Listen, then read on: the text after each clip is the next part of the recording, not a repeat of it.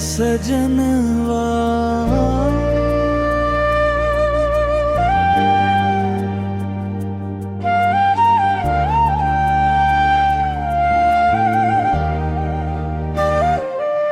जब से तोहरा के देखनी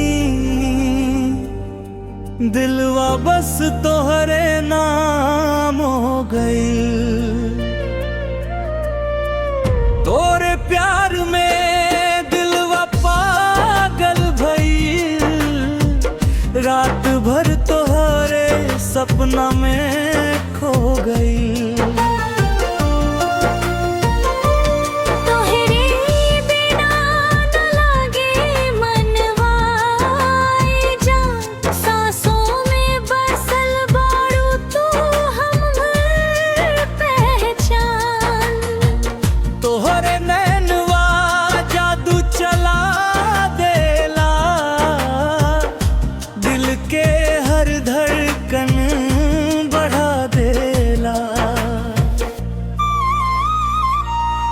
आजा सजना बाहों में समा जा, प्यार के दुनिया नया बना जा। चांदनी रात में तोहरे याद आवे, धीरे धीरे दिलवा के तड़पावे। जब तू हंसेला फूल खिल जाला, सूखा दिलो प्यार से भर जाला। तोहरे बातियां मिश्री से मीठबा,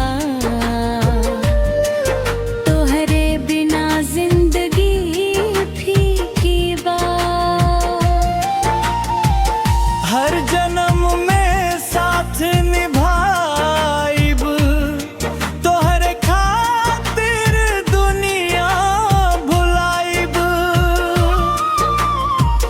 तोहरे प्यार में दिलवा पागल भइल, रात भर तोहरे सपना में खो गई।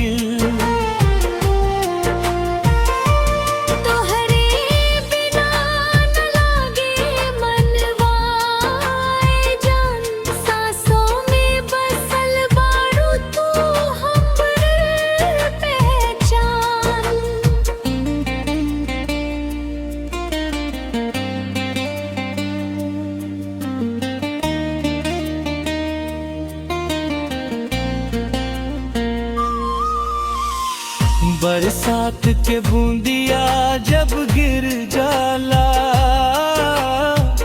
तोहरा संग की भीजे के मन करेला।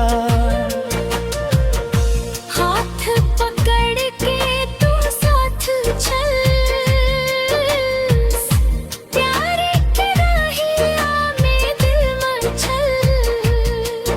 तोहरे आँखियाँ कजरारी लागे, जैसे सावन के फुहारी लागे।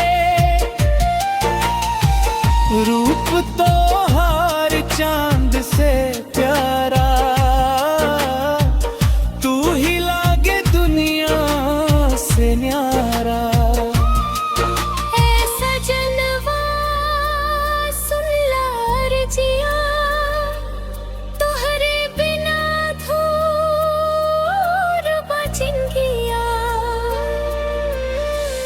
दिलवा के हर धड़कन कढ़ेला, बस तोहरे अमा पुकारेला। तोहरे प्यार में दिलवा पागल भइल, रात भर तोहरे सपना में खो गइल। तोहरे बिना न लागे मनवा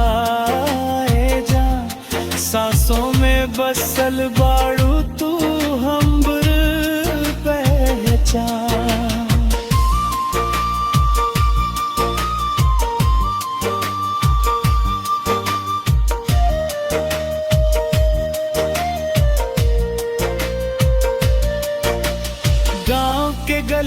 में घूमी संग संग, बजे प्यार के मीठ मीठ रंग।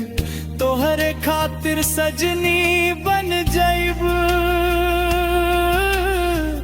हर खुशी तोहरे नाम कर जाइब।